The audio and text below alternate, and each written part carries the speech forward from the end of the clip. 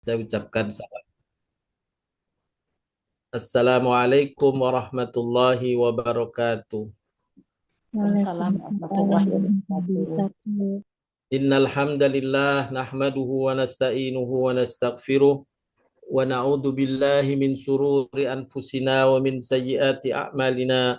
Man yahdihillahu fala mudhillalah wa man yudlilhu fala hadiyalah.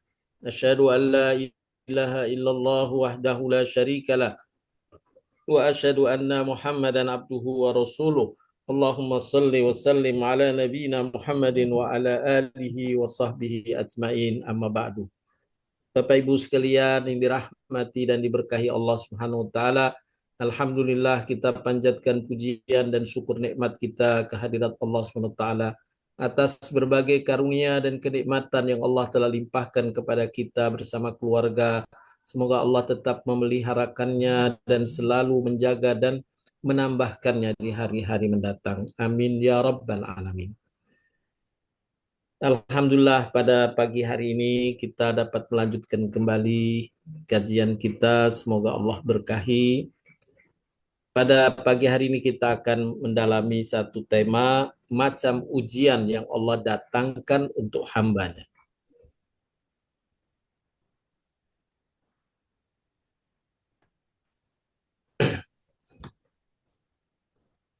Bapak Ibu sekalian, Allah Subhanahu wa taala sungguh telah menetapkan bagi manusia di muka bumi sebagai tempat ujian baginya.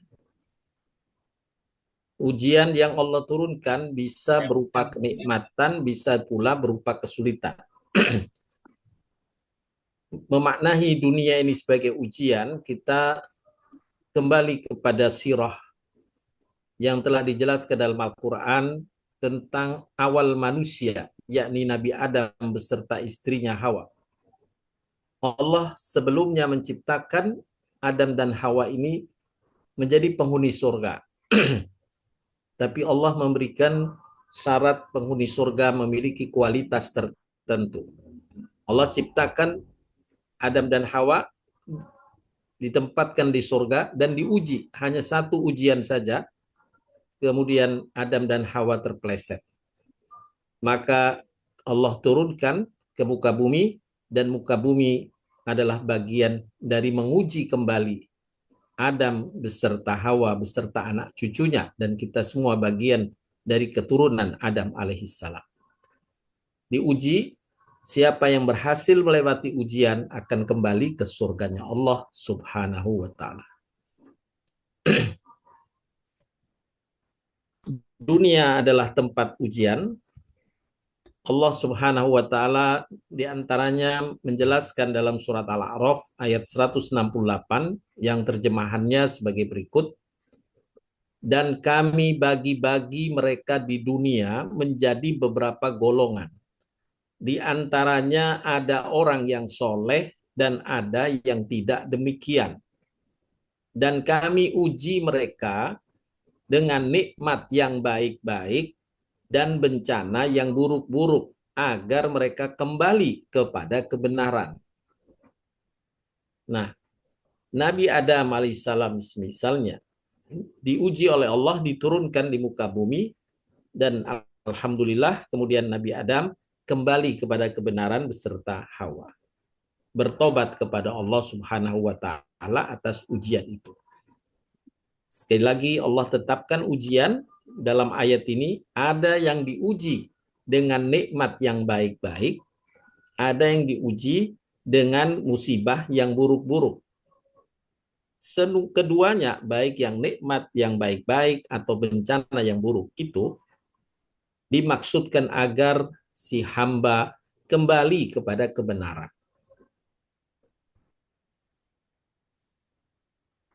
Semua keadaan yang kita alami pada hakikatnya adalah ujian. Dan keadaan itu tentu berbeda-beda. Dan Allah jelaskan pula dalam ayat yang lain, surat Al-An'am 165 yang terjemahannya sebagai berikut.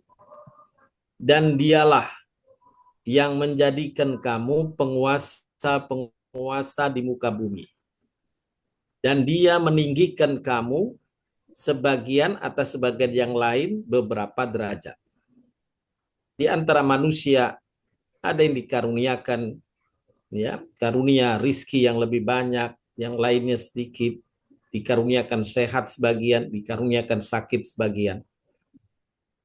Untuk mengujimu tentang apa yang diberikannya kepadamu. Ini tujuan Allah memberikan sesuatu pada hambanya di muka bumi adalah dalam rangka mengujinya. Sesungguhnya Tuhanmu amat cepat siksaannya dan sesungguhnya Dia Maha Pengampun, lagi Maha Penyayang. Dalam ayat yang lain juga senada surat An-Nahl ayat 71 Allah berfirman yang artinya dan Allah melebihkan sebagian kamu dari sebagian yang lain dalam hal rizki. Ini satu kemestian hidup di muka bumi. Allah memang uji dengan ketidaksamaan. Ada yang dimurahkan rizki, ada yang diuji dengan kesempitan rizki. Kemudian lanjutan ayat ini, tetapi orang-orang yang dilebihkan rizkinya tidak mau memberikan rizki mereka kepada budak-budak, artinya tidak mau berbagi dengan rizkinya itu. Agar mereka sama merasakan rizki itu. Maka mengapa mereka mengingkari nikmat Allah? Nah, ini dalam ayat ini menjelaskan di antara ujiannya adalah dimurahkan rizki, tapi ujiannya adalah mau nggak berbagi kepada orang lain. Dalam hal ini bisa keluarga, bisa kerabat, bisa tetangga, dan orang-orang fakir miskin. Nah, itu bagian dari bersyukur atas nikmat Allah. Makanya di akhir ayat, mengapa mereka mengingkari nikmat Allah? Siapa yang tidak berbagi, berarti dia tidak mewujudkan rasa syukurnya atas nikmat itu. Kalau tidak bersyukur, berarti itu kegagalan dalam menghadapi ujian kenikmatan. Selanjutnya, Bapak Ibu sekalian yang dirahmati Allah SWT. Allah mengetahui potensi hamba yang diujinya. Allah berfirman dalam surat ke-42 ayat 27 yang artinya, dan jikalau Allah melapangkan rizki kepada hamba-hambanya, tentulah mereka akan melampaui batas di muka bumi. Ini satu ungkapan dari Al-Quran yang menjelaskan bila ada orang yang memang potensinya kalau dia dikasih banyak, dia malah kikir. Nah, jika Allah melapangkan rizki kepada hambanya, tentulah mereka melampaui batas di muka bumi. Malah sewenang-wenang, ya, sombong dan sewenang-wenang. Ada manusia yang semacam ini yang diungkapkan oleh Allah dalam Al-Quran. Oleh karenanya, untuk menjaga sebenarnya dari potensi semacam itu, yang menyebabkan keburukan yang juga berdampak pada orang tersebut, Allah menjaga dengan memberikan rizki sesuai ukuran, sesuai dengan potensinya. Allah menurunkan apa yang dikehendakinya dengan ukuran. Allah Maha tahu. Si A ukurannya demikian, si B ukurannya demikian. Kalau lebih malah dia begini, kalau kurang akan begini, ya akan berakibat buruk. Maka Allah menjaga sesuai dengan kapasitas orang tersebut. Kemudian Allah menegaskan kembali di akhir ayat, sesungguhnya Dia Maha mengetahui keadaan hamba-hambanya, lagi Maha melihat. Allah tahu persis kemampuan hambanya. Dan Allah membebani hamba itu sesuai dengan kemampuannya. Berkaitan dengan ayat surat 4227 ini, seorang ulama tafsir Ibnu Katsir rahimahullah menafsirkan dengan penjelasan sebagai berikut. Seandainya Allah memberi hamba tersebut rizki lebih dari yang mereka butuh, tentu mereka akan melampaui batas. Berlaku kurang ajar satu dengan yang lainnya. Melanggar hak orang lain.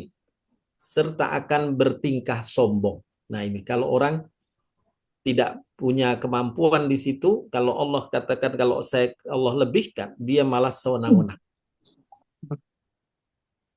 Selanjutnya Ibnu Katsir menjelaskan, akan tetapi Allah memberi rizki pada mereka sesuai dengan pilihannya, pilihan Allah. Dan Allah selalu melihat manakah yang maslahat untuk mereka.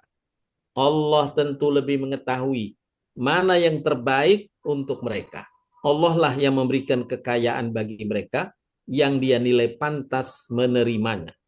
Dan Allah lah yang memberikan kefakiran bagi mereka yang dia nilai pantas menerimanya. Inilah yang Allah jelaskan dalam Al-Quran, yang juga dirincikan penjelasannya oleh para ulama, bahwa Allah menetapkan sesuatu kepada hambanya, apakah memberikan karunia atau menyempitkan karunia sesuai dengan potensi hamba tersebut.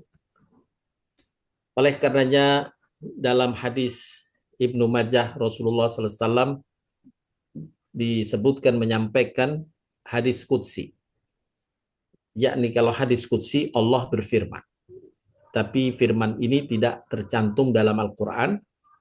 Allah berfirman ini hanya disampaikan kepada Nabi Shallallahu Alaihi Wasallam. Kemudian Nabi menyampaikannya dan memisahkannya dari Al-Quran. Dikenal dengan hadis qudsi. Allah Subhanahu Wa Taala berfirman, sesungguhnya di antara hamba-hambaku ada orang yang lebih sesuai sebagai orang kaya. Kalau aku menjadikannya miskin, tentu keadaannya akan buruk. Dan di antara hamba-hambaku itu ada orang-orang yang lebih baik hidup dalam kemiskinan. Kalau aku menjadikannya kaya, tentu keadaannya akan buruk. Dan di antara hamba-hambaku itu ada orang yang lebih sesuai hidup sehat selalu. Kalau aku mengujinya dengan penyakit, tentu keadaannya akan buruk. Dan di antara hamba-hambaku ada orang-orang yang lebih sesuai hidup dengan ujian sakit. Kalau aku membiarkannya sehat, tentu keadaannya akan buruk. Subhanallah. Inilah yang diungkapkan dalam hadis qudsi. Firman Allah berkaitan dengan apa yang Allah karuniakan kepada hamba yang dipilihnya. Dengan pembebanan sesuai dengan kapasitas kemampuan hamba tersebut. Dan bila Allah menyayangi hambanya, maka Allah akan memberikan sesuai dengan kemampuan itu yang akan menjadikan hamba berpotensi menjadi hamba yang soleh. Hamba yang terjaga kesolehannya. Hamba yang Allah selalu ridhoi. Jadi mendapatkan ridho Allah ada jalan dengan mendapatkan kenikmatan, juga ada jalan mendapatkan suatu hal yang tidak dia sukai. Nah ini keridhaan, tinggal bagaimana kita sebagai hamba untuk meningkatkan potensi kita. Kalau kita ingin menjadi yang sesuai apa yang kita inginkan, misalnya ada kemurahan rizki, maka bagaimana kita bisa menjaga bahwa kita menjadi soleh dengan kemurahan rizki. Kita menjadi soleh jika kita mendapatkan kemampuan, kelapangan, dan sebagainya. Tapi itulah Allah Maha Tahu tentang potensi setiap hambanya. Dalam ayat yang lain Allah menegaskan, la yukallifullahu nafsan illa wus'aha. Allah tak membebani hamba kecuali menurut kemampuan. Jika hamba itu masih dalam kasih sayang Allah, maka pasti Allah akan membebani hamba itu sesuai kemampuannya, agar hamba itu terjaga dengan kesolehannya, dengan ketakwaannya.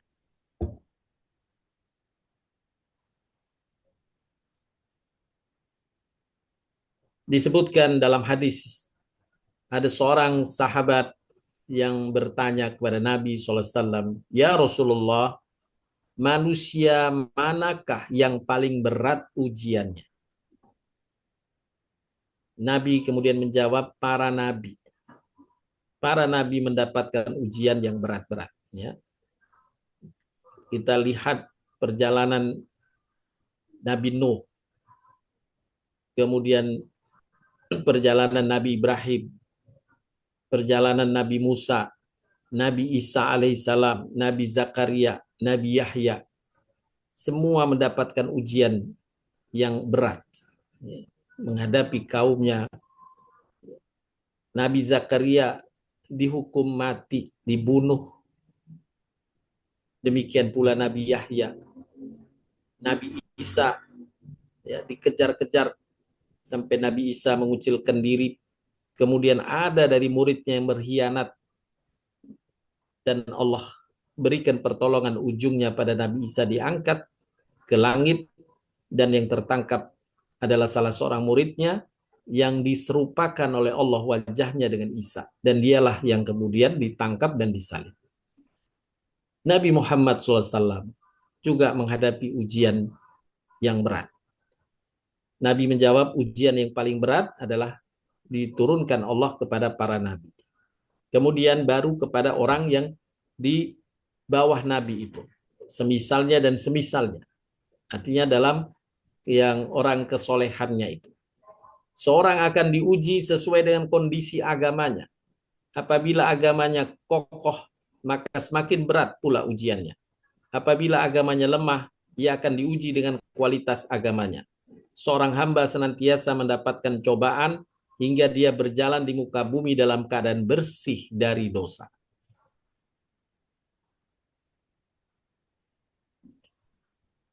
Selanjutnya, Bapak Ibu sekalian yang dirahmati dan diberkahi Allah Subhanahu wa taala, dari ayat-ayat tersebut di atas yang tadi kita baca, kita mendapatkan kesimpulan, para ulama mendapatkan kesimpulan tentang macam ujian. Yang pertama, dari keadaan ujiannya. Dari keadaan ujian ada dua macam. Ada ujian berupa kenikmatan atau hal-hal yang disukai hamba. Yang kedua, ada ujian berupa kesulitan ya, dan semacamnya yang tidak disukai hamba. Semisal kemiskinan, sakit, musibah, itu adalah ujian berupa kesulitan. Tapi ada ujian yang kedua berupa kenikmatan ini yang disukai. Diberikan karunia rizki, sehat, ya, itu bagian dari kenikmatan-kenikmatan, juga bagian dari ujian. Jadi ada hamba yang diuji dengan kenikmatan, ada hamba yang diuji dengan kesulitan. Dan setiap kita, jangankan kita, para nabi pun mendapatkan ujian berupa kesulitan, dan tadi disebutkan kesulitan-kesulitan atau ujian kesulitan yang menimpa para nabi adalah justru yang berat-berat. Penjelasan lebih lanjut dari macam ujian tadi kita dapat lihat dalam firman Allah surat Al-Anbiya ayat 35. Allah Ta'ala berfirman yang artinya tiap-tiap jiwa akan merasakan mati. Kami akan menguji kamu manusia dengan keburukan dan kebaikan. Nah, ada ujian yang berupa keburukan, ada ujian yang berupa kebaikan. Sebagai cobaan, yakni ujian yang sebenar-benarnya. Dan hanya kepada kamilah kamu dikembalikan. Nah, dari ayat tersebut kita dapat lihat dalam penafsiran para ulama, mereka menyimpulkan bahwa ujian bisa datang berupa kesenangan dan bisa datang berupa keburukan, yang dengannya mereka diuji apakah bersabar. Kalau diuji dengan keburukan dia bersabar, atau bersyukur kalau diuji dengan kenikmatan. Tetap istiqomah dengan keimanannya atau malah sebaliknya. Karena banyak yang diuji dengan kemakmuran justru terpeleset dari keistiqomahan. Mendapatkan karunia besar malah terpeleset. Diuji dengan kekayaan malah terpeleset. Demikian juga ada yang diuji dengan kesulitan, juga dia terpeleset. Tapi ada yang diuji dengan kesulitan, dia malah tetap istiqomah. Dan ada hamba yang diuji dengan kekayaan, kemakmuran, justru dia makin istiqomah.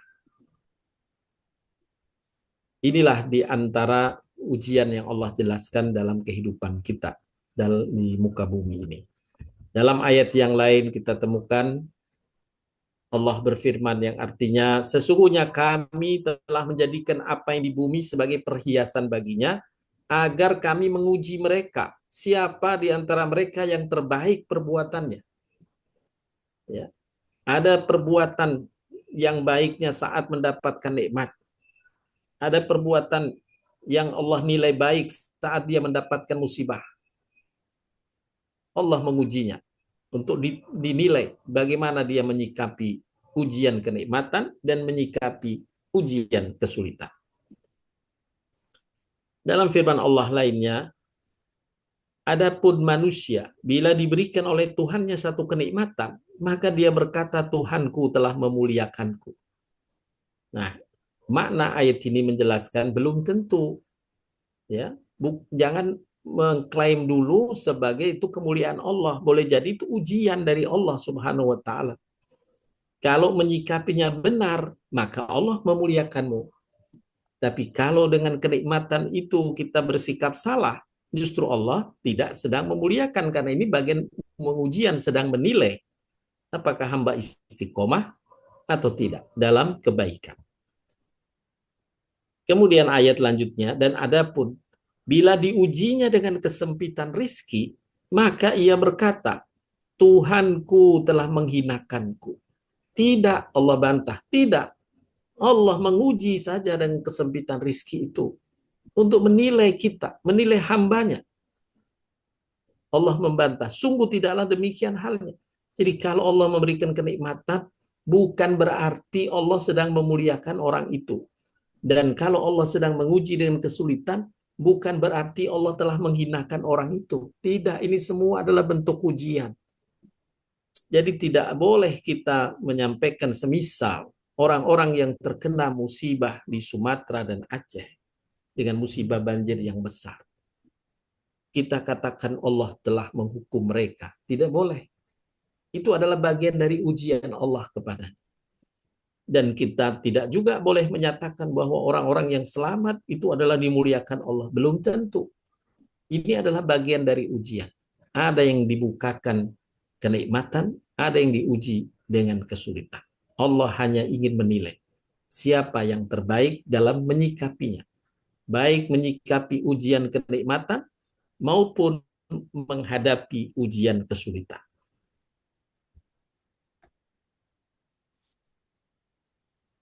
Penjelasan berikutnya, semua kejadian yang menimpa hamba, baik itu yang menggembirakan atau menyusahkan, dimaksudkan oleh Allah untuk memberi peluang amal ketaatan bagi si hamba. Dalam menyikapi setiap kejadian yang menimpa diri kita, kita harus memiliki mindset bahwa setiap yang terjadi pada diri kita, baik itu menggembirakan atau menyusahkan, sejatinya adalah peluang amal kita dari Allah Subhanahu wa taala. Jika kejadian itu menggembirakan, maka itu peluang bagi kita untuk melakukan amal syukur nikmat. Karena itulah yang diperintahkan. Sebaliknya, jika kejadian itu hal-hal yang menyedihkan atau menyulitkan, maka itu peluang bagi kita melakukan amal sabar yang berkaitan dengannya. Ada amal syukur, ada amal sabar. Mendapatkan kenikmatan, segera kita bersyukur, memperbanyak syukur kita kepada Allah. Bila kita sedang menghadapi kesulitan, maka kita bersabar dengan istiqomah tetap menjalankan apa yang Allah perintahkan. Nabi SAW bersabda, sungguh menakjubkan keadaan seorang mukmin. Seluruhnya urusannya itu baik. Ini tidaklah didapati kecuali pada seorang mukmin. Jika ia mendapatkan kesenangan, maka ia bersyukur. Itu baik baginya. Jika ia mendapatkan kesusahan, maka ia bersabar. Itu pun baik baginya. Dalam kehidupan diumpamakan pula seperti uang koin, kalau dilempar kadang yang muncul angka, kadang yang muncul gambar. Kalau uang koin di tanah kita, ada gambarnya, ada angkanya. Kalau dilempar kadang muncul angka, kadang dilempar muncul gambarnya. Yang di atas adalah gambarnya yang keluar. Nah, kalau anggap saja yang satu adalah kesenangan, satu sisi kesenangan, satu sisi kesusahan. Itulah kehidupan. Pasti pasang surut. Inna ma'al usri yusra. Fa inna ma'al usri yusra. Kadang kita mendapatkan kesulitan, kemudian Allah bukakan kemudahan. Kadang kita juga mendapatkan di waktu lain kesulitan, Allah bukakan juga kemudahan. Itulah pasang surut kehidupan, bagian dari ujian yang Allah telah tetapkan dalam kehidupan manusia di muka bumi. Kelak di akhirat Allah pisahkan antara yang kesenangan dan yang kesulitan, yang keburukan. Tidak bersatu lagi. Sebagaimana bersatunya kesenangan dan kesulitan di muka bumi, di akhirat dipisahkan. Ya. Di surga hanya kesenangan saja. Di neraka, na'udzubillahi min dzalik, hanya kesulitan saja. Na'udzubillahi min dzalik. Semoga kita Allah karuniakan dengan rahmatnya menjadi hamba-hamba penghuni surga. Sehingga kita mendapatkan kehidupan yang abadi dengan kesenangan. Tanpa ujian lagi dengan kesulitan. Tetapi di muka bumi ini adalah dalam rangka Allah menguji siapa yang bersyukur dan bersabar. Dalam ayat yang lain Allah berfirman, sesungguhnya hartamu dan anak-anakmu hanyalah ujian bagimu. Di sisi Allah pahala yang besar. Sesungguhnya hartamu dan anak-anakmu hanyalah ujian bagimu. Di sisi Allah ada pahala yang besar. Ya, hendaklah kita istiqomah, tetap ya menjaga apa yang Allah perintahkan. Semoga Allah berikan kemudahan bagi kita dalam mengatasi ujian-ujian. Keberadaan dan kepemilikan kadang menjadi sebab kelalaian dan kesombongan, serta juga kadang menjadi sebab kesusahan, beban pikiran. Kesyukuran adalah kenikmatan yang dirasakan dengannya, itulah tanda lulusnya terhadap ujian. Dan kesabaran atas hal yang menjadi susah atas keduanya, harta dan anak, itulah tanda lulusnya kita terhadap ujian.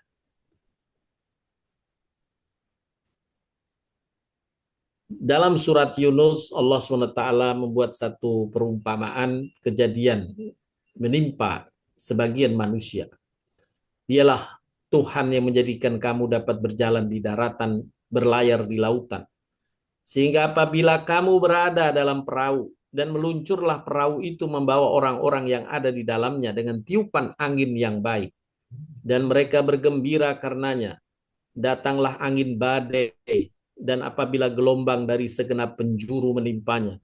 Dan saat mereka yakin bahwa mereka telah terkepung bahaya, maka mereka berdoa kepada Allah dengan mengikhlaskan ketaatan kepadanya semata-mata. Mereka berkata, sesungguhnya jika engkau menyelamatkan kami dari bahaya ini, pasti kami akan termasuk orang-orang yang bersyukur. Maka tatkala Allah menyelamatkan mereka, tiba-tiba mereka membuat kezaliman di muka bumi tanpa alasan yang benar. Wahai manusia, sesungguhnya bencana kezalimanmu akan menimpa dirimu sendiri. Hasil kezalimanmu hanyalah kenikmatan hidup dunia. Kemudian kepada kamilah kembalimu, lalu kami kabarkan kepadamu apa yang telah kamu kerjakan. Kadang kenikmatan adalah bagian ujian besar yang melalaikan hamba tersebut dari Allah Subhanahu wa Ta'ala.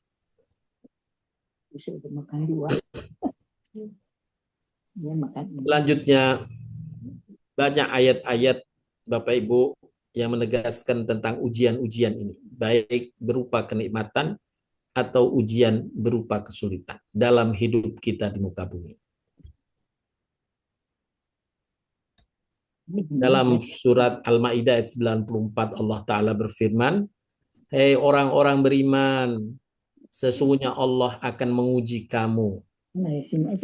Allah akan menguji kamu dalam kehidupan ini. Diberikan nikmat itu adalah bagian dari ujian. Dalam ayat yang lain Allah menegaskan juga, Allah berfirman, maka sesungguhnya kami telah menguji kaummu sesudah kamu tinggalkan dan mereka telah disesatkan oleh Samiri. Ini berkaitan dengan ujian yang Allah berikan kepada kaumnya Nabi Musa alaihissalam. Ada yang gagal menjalani ujian itu dan ada yang masih istiqomah dalam menetapi keimanan mereka kepada Allah Subhanahu wa taala. Dalam surat An-Naml Allah mengabadikan syukurnya Nabi Sulaiman alaihissalam. Allah berfirman dalam surat An-Naml ayat 40 yang terjemahannya, berkatalah seorang yang mempunyai ilmu dari Alkitab, aku akan membawa singgasana itu kepadamu sebelum matamu berkedip. Maka tatkala Sulaiman melihat singgasana itu terletak di hadapannya, ia pun berkata, ini termasuk karunia Tuhanku untuk menguji aku, apakah aku bersyukur atau mengingkari akan nikmatnya. Barang siapa yang bersyukur, maka sesungguhnya dia bersyukur atas kebaikan dirinya sendiri. Yakni ketika hamba itu bersyukur, sesungguhnya kenikmatannya balik kepada dirinya sendiri. Allah akan tambah nikmat itu. Dan barang siapa yang ingkar, sesungguhnya Tuhanku maha kaya lagi maha mulia. Ini ungkapan Nabi Sulaiman alaihissalam atas karunia di mana ia bisa mentransfer singgasana Ratu Balqis saat itu dari negeri Sabak yang jauh ke Yerusalem, ya, tempat kerajaan Nabi Sulaiman saat itu. Nah, sekarang sudah ada fenomena ini, ilmu ini sedikit mulai dibuka dengan GoSend. Bapak Ibu bisa mentransfer dari mana saja, ya, tinggal ngetik di HP, langsung beberapa waktu akan terkirim apa yang Bapak Ibu pesan. Nah, itu ilmu awalnya mungkin, tapi belum mencapai ilmu yang dimiliki Nabi Sulaiman dan pada masanya.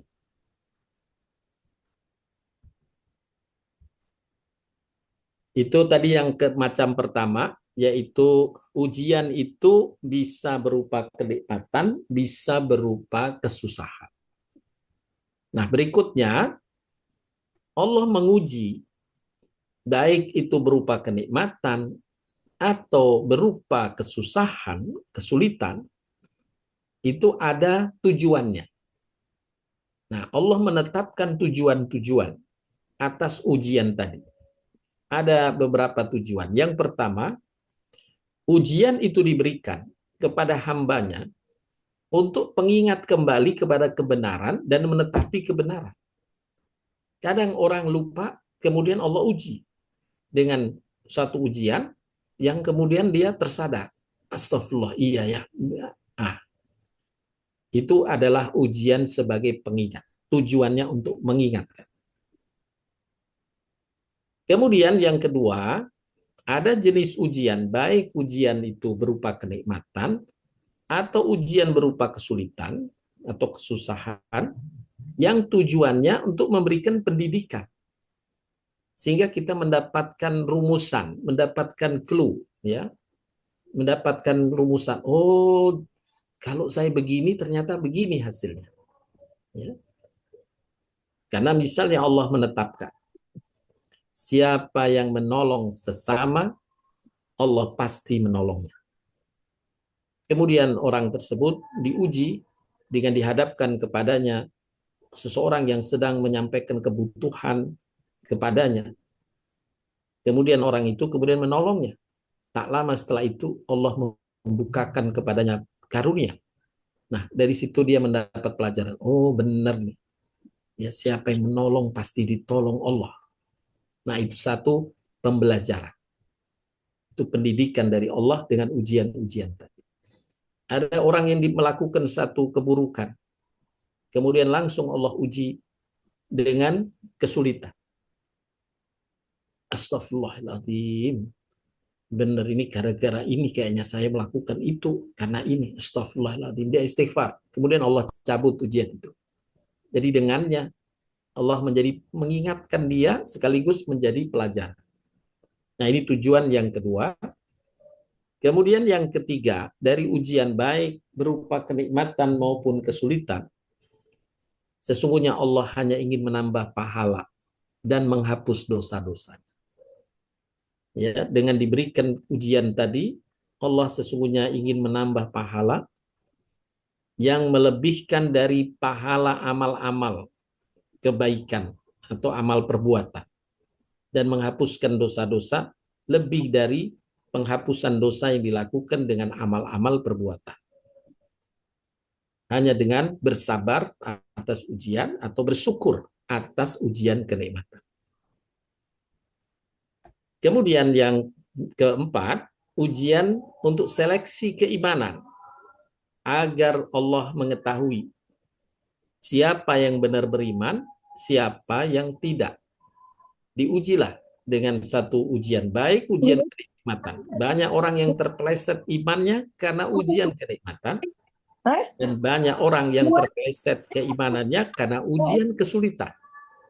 Dua-duanya juga bagian ujian untuk melihat apakah dia istiqomah dalam keimanannya atau tidak. Ini tujuan yang keempat. Yang terakhir, yang kelima, tujuannya untuk memberi azab. Na'udzubillah min dzalik. Ya. Ujian ada yang Allah berikan untuk justru mengazab, memastikan. Ya. Ada ujian kenikmatan untuk mengazab. Ada ujian kesulitan dalam rangka tujuannya mengazab. Jadi jangan dikira kenikmatan itu tidak berupa azab. Ada kenikmatan yang Allah karuniakan kepada hamba yang justru Allah sedang mengazab orang tersebut. Di dunia maksudnya ya. Diberi kenikmatan di dunia untuk memastikan azab itu. Nah ini 5 dari tujuan diberikannya ujian. Tentu kita berlindung kepada Allah dari ujian sebagai azab. Kemudian ujian untuk yang pertama, mengingatkan kembali kepada kebenaran, itu satu kemestian. Tapi kalau kita istiqomah, insya Allah kita terselamatkan dari ujian menetapi kebenaran. Yang kedua, ujian yang diberikan Allah sebagai pendidikan, itu mesti kita akan mendapatkannya. Ya. Setiap hamba mukmin akan mendapatkan ujian, mendapatkan pengajaran dari Allah. Yang ketiga, ujian menambah pahala itu mesti juga didapatkan oleh hamba mukmin. Ya. Dia akan mendapati kesulitan-kesulitan hidup, ya, kadang kenikmatan hidup. Sesungguhnya itu adalah untuk menghapus dosa-dosa dan memperbesar pahala. Itu tidak bisa dihindari ujian yang ketiga atau C ini. Kita insya Allah terselamatkan dari ujian yang D, ya, karena kita tetap istiqomah dalam kebaikan, maka Allah tidak memerlukan menguji kita dalam rangka memisahkan mana yang baik, mana yang buruk. Nah, berkaitan dengan kategorisasi tujuan menetapkan ujian pada hamba itu, ada beberapa dalil yang disampaikan oleh para ulama untuk jenis tujuan yang pertama, sebagai pengingat kembali pada kebenaran dan menetapi kebenaran. Allah berfirman menjelaskannya dalam surat Al-A'raf yang artinya, dan kami bagi-bagi mereka di dunia menjadi beberapa golongan. Di antaranya ada orang yang soleh, ada yang tidak demikian. Dan kami coba mereka dengan nikmat yang baik-baik dan bencana yang buruk-buruk agar mereka kembali kepada kebenaran.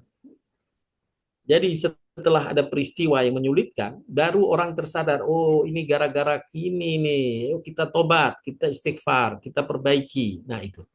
Sebenarnya Allah hanya mengingatkan saja dengan ujian semacam itu.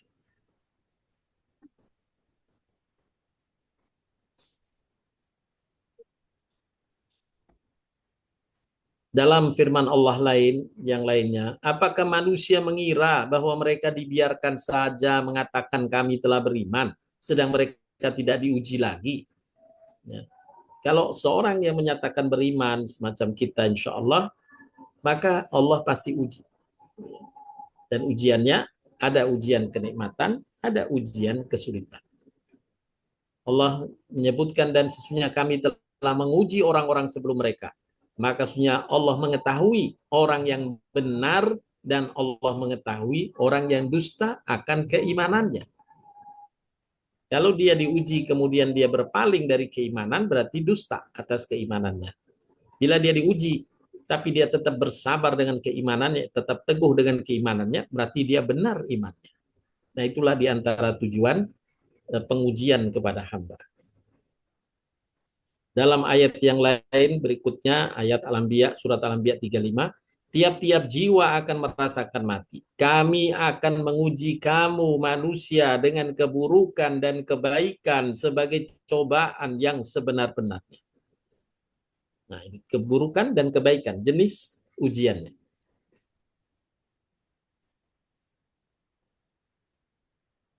Dalam ayat yang lain, telah nampak kerusakan di daratan dan di lautan disebabkan karena perbuatan tangan manusia, supaya Allah merasakan kepada mereka sebagian dari akibat perbuatan mereka, agar mereka kembali ke jalan yang benar. Nah, ini pengingatan dari Allah sebenarnya dengan ujian itu, agar mereka kembali kepada jalan yang benar. Ini tujuan dari ujian-ujian yang Allah timpakan pada hambanya.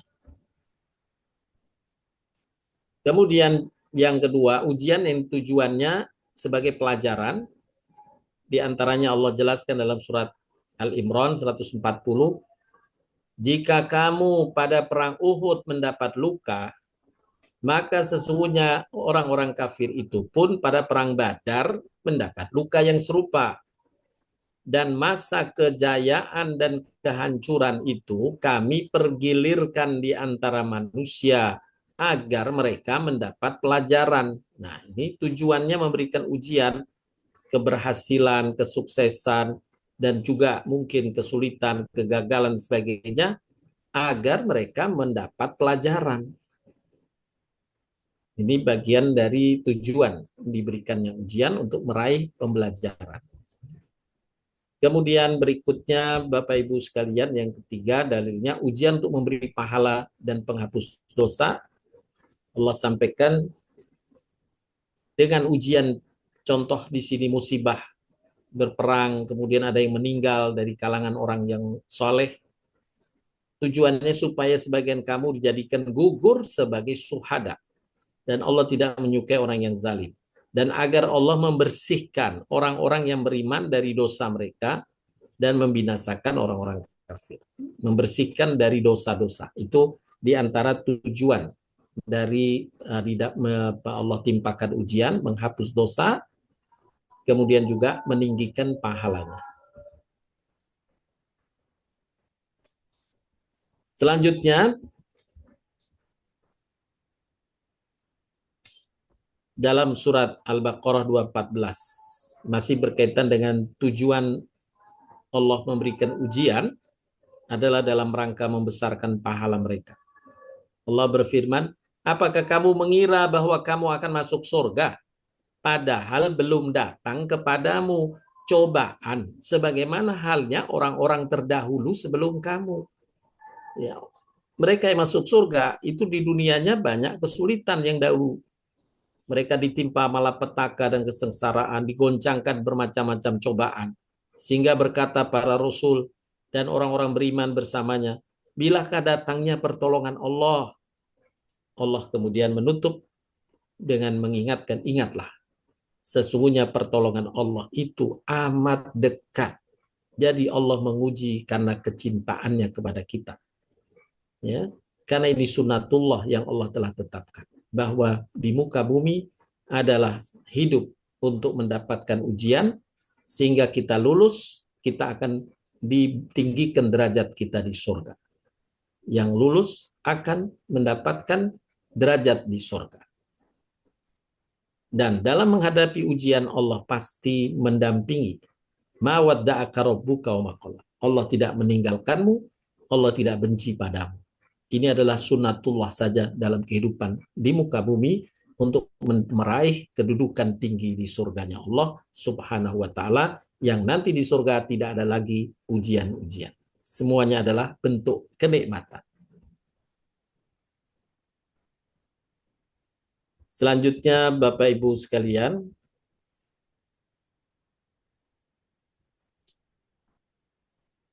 yang berikutnya ujian dalam seleksi keimanan dijelaskan juga oleh Allah dalam surat Al-Imran 140-141 ini, Allah menyatakan di sini ada kalimat dalam ini kasus peperangan Uhud, di mana terjadi peperangan itu sampai menyebabkan orang-orang sebagian orang yang mengikuti Nabi pun terpleset ya, dengan mengatakan kepada mereka, bagaimana kita sama Nabi Muhammad, ada Allah masih kalah. Nah itu sebagian Allah memang berikan ujian itu, kekalahan pada satu babak perang Uhud. Tapi ujungnya Allah berikan kemenangan, hanya untuk menguji supaya Allah membedakan orang yang beriman dengan orang-orang yang belum beriman, yakni kafir saat itu.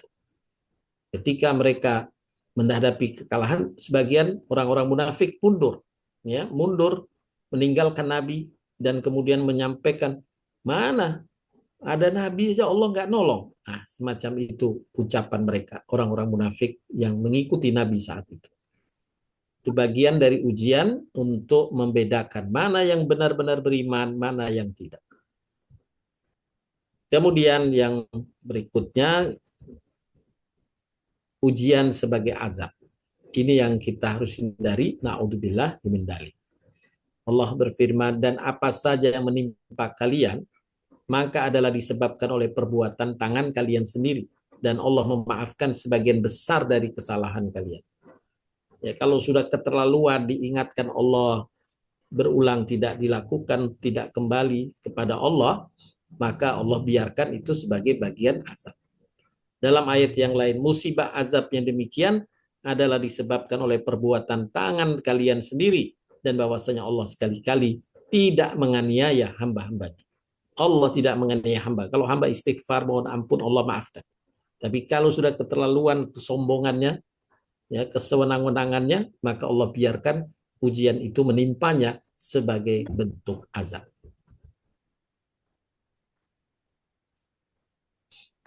Allah mengingatkan dalam ayat surat An-Nahl 112, Allah berfirman yang artinya, dan Allah telah membuat suatu perumpamaan dengan sebuah negeri yang dahulunya aman lagi tentram. Rizki Allah datangkan kepada mereka secara melimpah ruah dari segenap penjuru. Akan tetapi kemudian penduduknya mengingkari nikmat-nikmat Allah.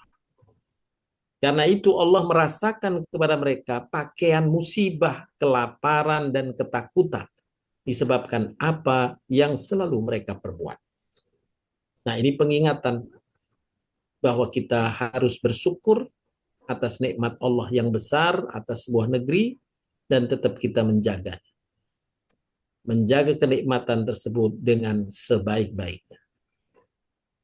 Jika penduduk negeri mengingkari nikmat Allah itu dengan berlaku sewenang-wenang, maka boleh jadi Allah akan timpakan musibah. Baik bentuknya kelaparan, ketakutan, dan berbagai macam musibah lain. Na'udzubillah min dzalik. Semoga Allah tetap memelihara negeri kita yang Allah telah berikan karunia yang besar, berbagai kenikmatan yang melimpah ruah di segenap penjuru di negeri kita. Semoga kita semua dan penduduk di negeri kita di tanah air mendapatkan karunia Allah Subhanahu wa taala, hidayah, iman, ketakwaan yang terus menjaga nikmat-nikmat ini.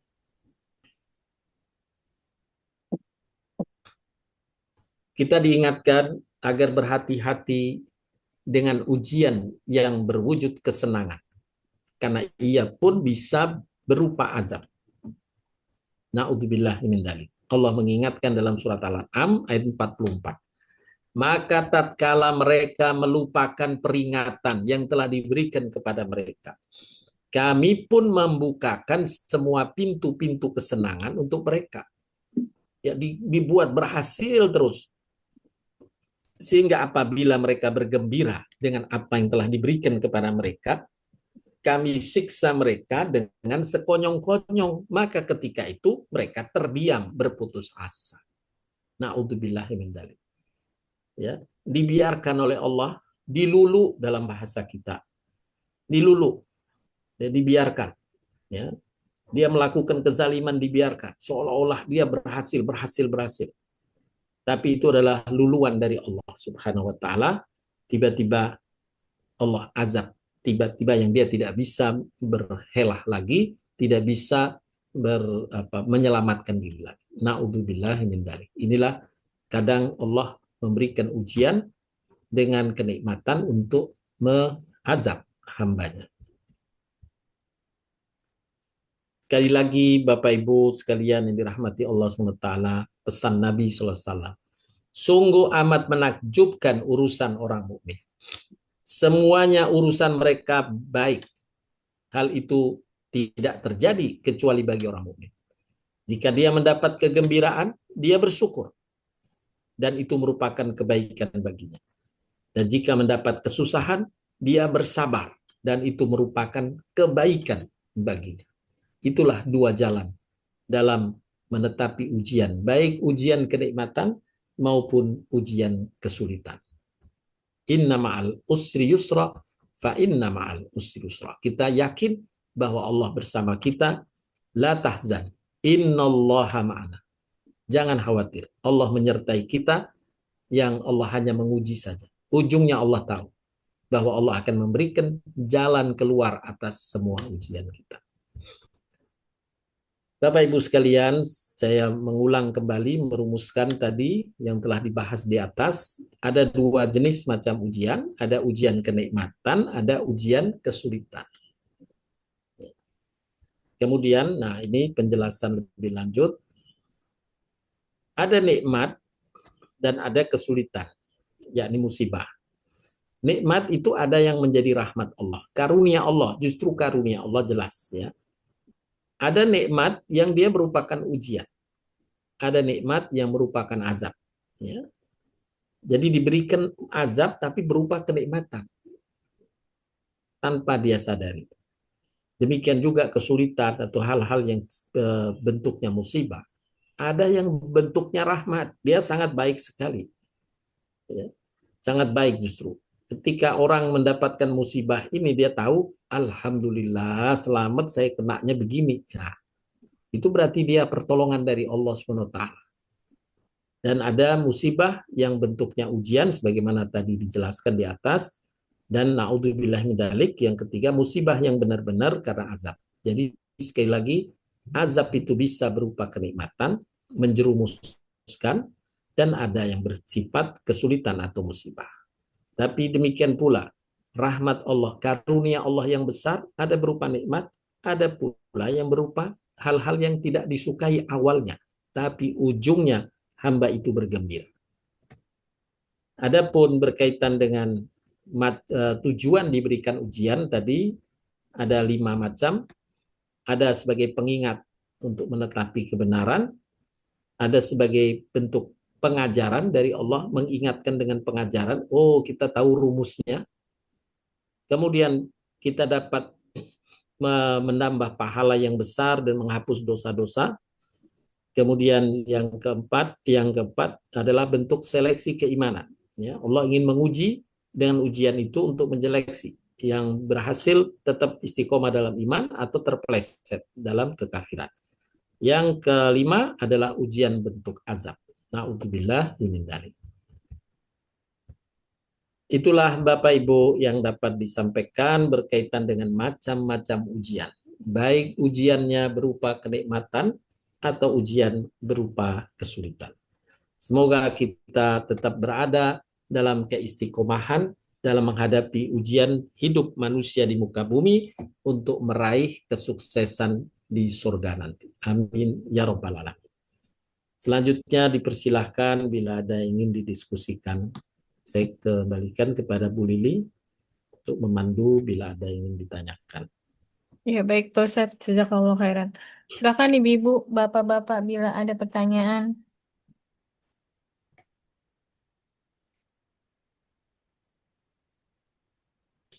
Belum ada Pak Ustadz. Saya yang tanya deh, bagaimana Boleh, kalau silakan Bu Lili. mendefinisikan kalau ujiannya itu bukan azab Pak Ustadz? Ya, pertama kita bersangka baik kepada Allah. Ya, bersangka baik kepada Allah. Kemudian karena ya semestinya kita bersangka baik, husnuzon kepada Allah. Jangan kemudian menuduh misalnya ada contoh ya yang di Sumatera ada banjir seperti itu, kemudian langsung menuduh penduduk yang tertimpa musibah itu. Ya, karena mereka, nah itu tidak boleh. Karena kita bersangka baik, itu ujian yang justru membesarkan pahala mereka. Sebagian mereka yang meninggal itu mati syahid. Ya, kalau dikabarkan dalam Al-Quran, orang-orang yang mati syahid itu, dia malah pengen hidup lagi untuk bisa masuk ke, supaya mati syahid 2 kali. Ya, ya Allah hidupkan lagi saya mau mati syahid lagi. Nanti dapat musibah itu lagi, kemudian dia mati. Itu kenapa? Dia mengetahui hakikat besarnya ganjaran yang besar itu. Nah, jadi banyak orang yang diuji, sebenarnya kalau dia tahu hakikat ujian itu, dia malah mintanya diuji lagi. Ya, mintanya diuji lagi kalau dia tahu. Nah, tapi karena itu suatu rahasia, nah itulah bagian dari ujian kita dalam kehidupan. Kita harus bersangka baik kepada Allah. Nah, bagaimana setelah sangka baik? Untuk bisa memastikannya sangkaan kita itu, maka hendaklah kita memperbanyak istighfar. Ya, memperbanyak istighfarnya, kemudian tetap bersyukur kepada Allah atas karunia Allah lainnya. Jangan dilupakan karunia Allah lainnya. Jangan kemudian membesarkan satu saja. Jadi dari 10 misalnya, dari 10 masalah, 9 itu kenikmatan yang Allah berikan. Allah hanya uji satu. Banyak orang yang kemudian bertumpu pada yang satu. Dia lupakan yang 9. Nah, ini menjadi orang yang kufur nikmat nanti. Jadi hendaklah dia mengingat, Alhamdulillah ya Allah Engkau telah berikan saya sehat. Alhamdulillah ya Allah Engkau selamatkan saya. Terus itu yang kenikmatan diingat sebagai bentuk syukur.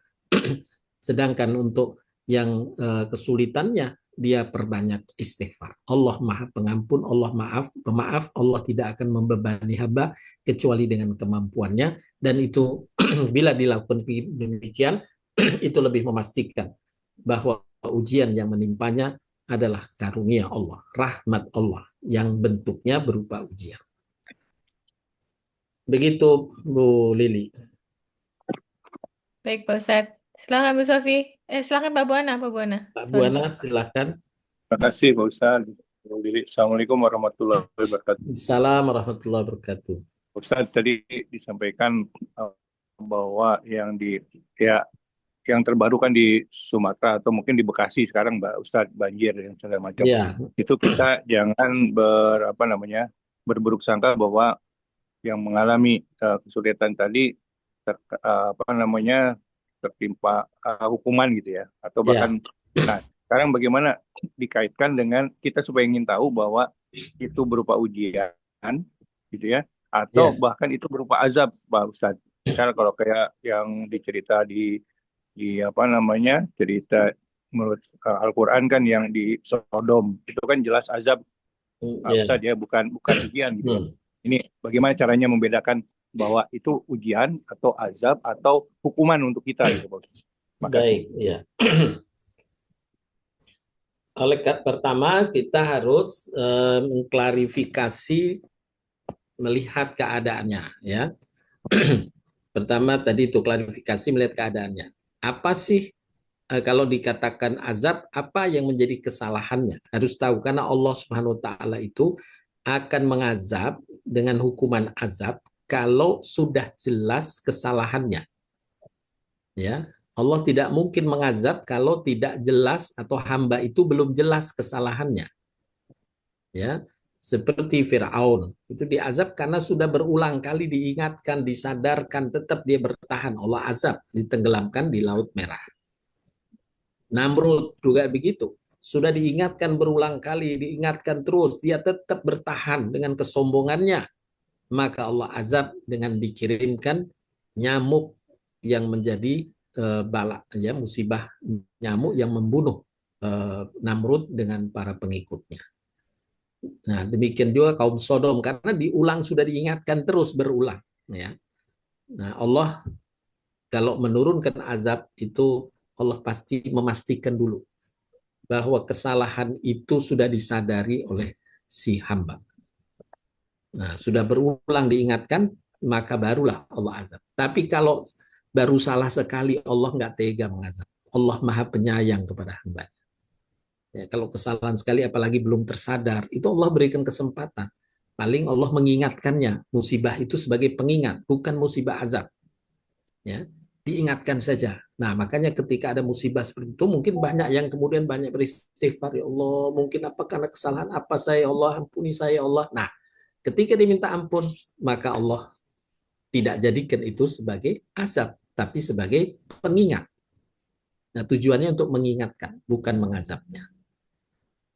Nah, kemudian bagaimana orang-orang yang tadi misalnya di banjir di Sumatera, ada yang sudah meninggal. Nah, yang meninggal itu sebagai karunia dari Allah SWT. Ya, Allah mengingatkan yang hidup, Allah timpakan karunia kepada orang-orang tersebut yang meninggal atas musibah banjir besar tadi. Itu menjadi orang yang mati syahid. Ketika dia menyadari dia ada pahalanya begini, seperti digambarkan dalam Al-Quran, mereka berkata, ya Allah, seandainya saya bisa hidup lagi, saya ingin mati syahid lagi, berulang untuk dapat karunia yang besar semacam ini yang enggak dibayangkan. Nah, begitu Pak Buana. Jadi harus diklarifikasi dulu. Kalau pengulangan kesalahannya itu, maka ialah yang menimpa azab. Jadi bukan orang banyak yang tertimpa azab. Silahkan Pak Buana, bisa didiskusikan lebih lanjut. Iya, jadi itu nggak bisa langsung kita berprasangka langsung ya Pak Ustadz ya. Iya, Itu kita anggap oke ini cobaan. Kemudian mungkin bukan kita yang nanggapinya ya, bukan musibah tadi bukan kita gitu. Kita sebagai pengamat lah mungkin ya. iya, Nah, itu iya. cobaan. Tapi kemudian 2-3 kali sampai dengan dan kita melihat latar belakangnya bahwa kenapa ada jadi seperti itu. Kalau ternyata mungkin kesalahan yang besar, itu kita bisa menyimpulkan itu bahwa azab atau hukuman gitu Pak Ustadz ya.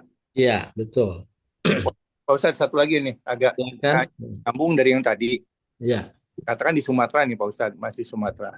Hmm. So, menurut yang saya baca dan beredar di sosmed, yang membuat adanya musibah itu, yang menyebabkan musibah itu kan bisa dikatakan ada orang-orang segelintir orang atau sekelompok orang yang berkuasa yang belum tentu orang-orang yang ada di sana. Katakanlah Ya, pembalak hutan, ya, dan menjadi bikin rusak semua gitu Ustaz ya, untuk sawit lah, untuk nikel lah, untuk tambang segala macam. Nah, sementara yang terkena musibahnya adalah orang yang ada di sana.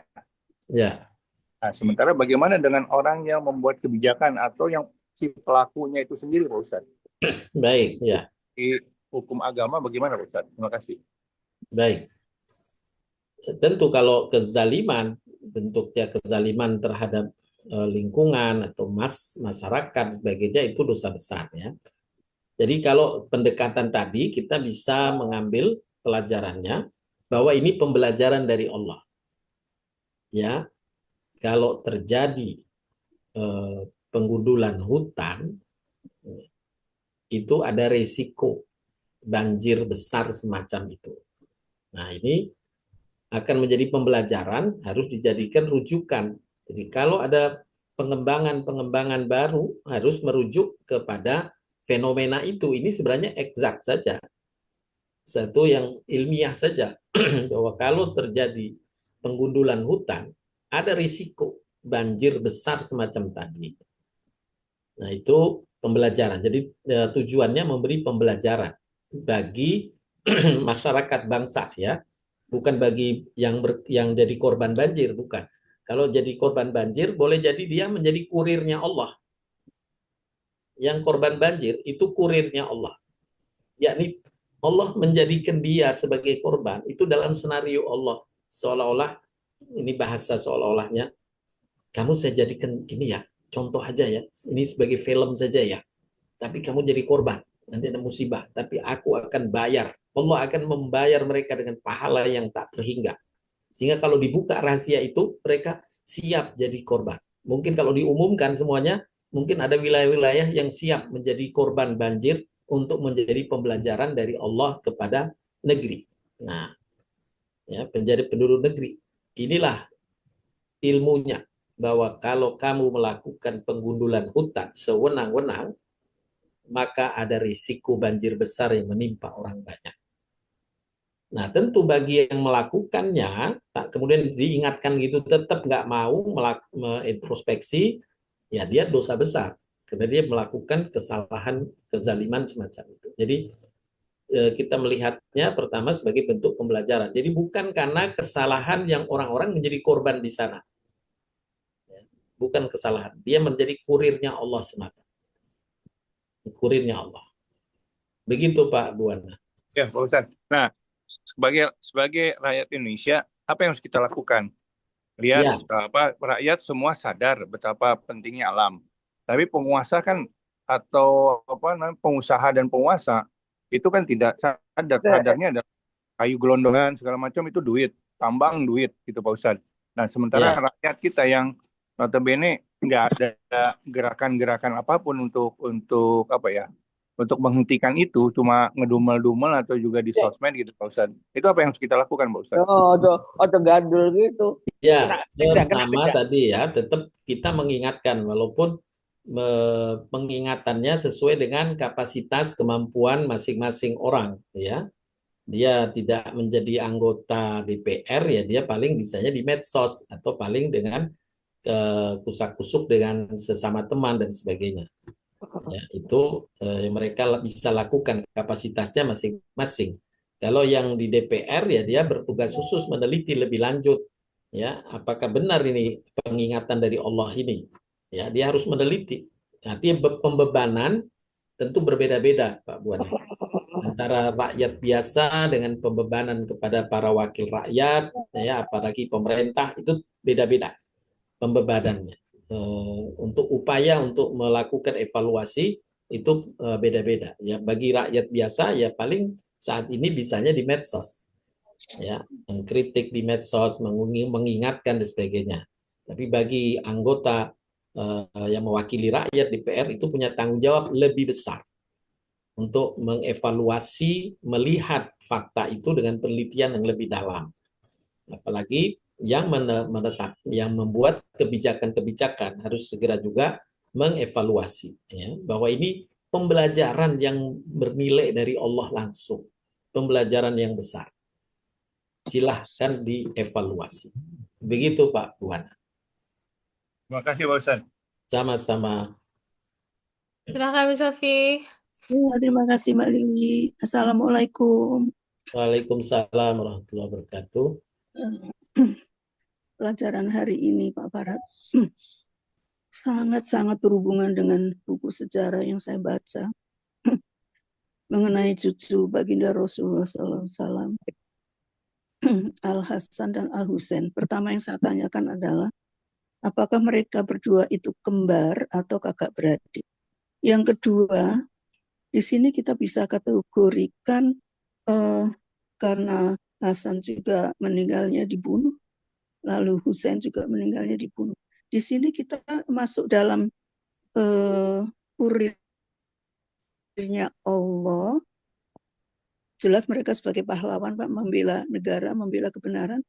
Jadi kurirnya Allah atau untuk contoh pemuda-pemuda zaman kini, taruhlah begitu, membela negara dan membela kebenaran. Begitu Pak, dua macam. Saya terharu sekali membaca itu. Baik, ya. Hasan dan Husain adalah putra dari Sayyidina Ali, ya, cucu dan Nabi SAW, dari Fatimah.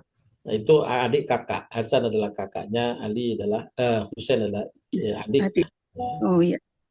Kemudian betul duanya mendapatkan ujian, ya, yang di masanya cukup berat, ya, sampai keduanya juga terbunuh, ya. Terbunuh, ya. Terbunuh. Itu ujiannya tadi sebagai pembelajaran. Makanya dia orang Hasan Husain ada orang-orang yang takwa. Nabi SAW sudah mendidiknya, ya, sebagai cucu sudah masih sempat Nabi hidup waktu itu.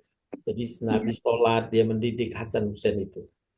Nah, bahwa menjadi mereka berdua orang yang bertakwa, kemudian Allah ujikan dengan ujian tadi untuk ya pembelajaran bagi manusia, bagaimana seperti itu kejuangan mereka, ya. Kemudian menghadapi orang-orang yang mengkhianatinya dan sebagainya. Itu bagian Iya. ujian, yaitu contoh bahwa tidak selamanya orang yang bertakwa itu mendapatkan kesenangan-kesenangan. Pasti ada ujian, sebagaimana tadi Nabi sampaikan. Ketika ditanya, siapa ujian yang terberat? Ujian para nabi. Kemudian orang-orang bertakwa berikut-berikutnya. Nah, Iya. itu Bu Sofi. Oleh karenanya, hendaklah kita optimis, sangka baik kepada Allah. Kalau kita ditimpa musibah atau ujian, kita berserah diri kepada Allah. Tawakkaltu 'ala Allah. La haula wala quwata illa billah. Kita perbanyak istighfar, kemudian kita perbanyak syukur nikmat, dan kita perbanyak baca salawat. 3 amalan ini diantaranya yang menjaminkan bahwa ujian itu masih dalam kontrol Allah Subhanahu wa Ta'ala untuk tidak menjadikan ujian tadi sebagai azab. Tapi ujian tadi boleh jadi untuk memperbesar pahala kita, untuk sekedar mengingatkan, tapi ketika kita sudah beristighfar, Allah cabut dari tujuan pengingatannya. Allah ubah menjadi tujuan memberkahi atau menimpakan memberikan pahala yang besar. Jadi ketika seorang diuji dengan kesulitan, kemudian dia istighfar tetap berupaya baik terus, maka Allah cabut tujuan yang pertama. Tujuan pertamanya kan untuk mengingatkan. Maka Allah ubah ketika hamba itu beristighfar, Allah ubah menjadi tujuan yang kedua, yaitu tujuan memberikan pahala besar. Ya. Nah, kalau tujuannya memberikan pahala besar, tinggal kita menunggu. Ya, Allah akan cabut ujian itu segera. Begitu Bu Sofi. Iya Pak, lalu berhubungan dengan sejarah itu Pak, ini keturunan dari umat terbaik, yaitu keturunan Nabi. Maksud saya, apakah dari mereka itu ada menurunkan juga orang-orang terbaik sampai sekarang, maksud saya gitu Pak? Ada menurunkan seperti umpamanya ya ahli-ahli agama begitu, ahli kebenaran pokoknya. Apakah sampai sekarang masih ada ya Pak ya? Nah, kalau untuk memastikan itu kan harus ada dalil ya, karena tidak ada dalil secara khusus bahwa si X ini yang mewakili ini, si B ini itu tidak ada dalil, maka kita tidak bisa menetapkannya. Kecuali nanti ketika Nabi secara khusus memang menyebutkan dalil, ada dalilnya, yaitu kemunculan Al-Mahdi saat bersama Nabi Isa alaihissalam turun ke muka bumi. Gitu. Nah, itu kan nanti bersamaan Nabi Isa turun, di masa itu Allah sampaikan pula atau dikabarkan pula umat Islam ada seorang tokoh besar yang menjadi panutan saat itu, namanya Al-Mahdi atau diberi gelar Al-Mahdi, namanya Muhammad bin Abdullah. Nah, itu di Mekah nanti juga. Ya, yang disebut Al-Mahdi yang secara dalilnya jelas. Nabi menyatakan anak keturunanku nanti ada yang namanya Muhammad bin Abdullah, dialah yang akan mendampingi Nabi Isa alaihissalam ya, untuk menyadarkan umat manusia dari ketauhidan kepada Allah Subhanahu wa Ta'ala. Nah, itu ada dalil, jadi bisa. Kalau yang lainnya, selama tidak ada dalil, maka kita tidak bisa menetapkannya. Begitu Bu Sofi. Oh, jadi Imam Mahdi itu jelas mesti keturunan yang mulia Rasul ya Pak ya? Keturunan Nabi. Iya.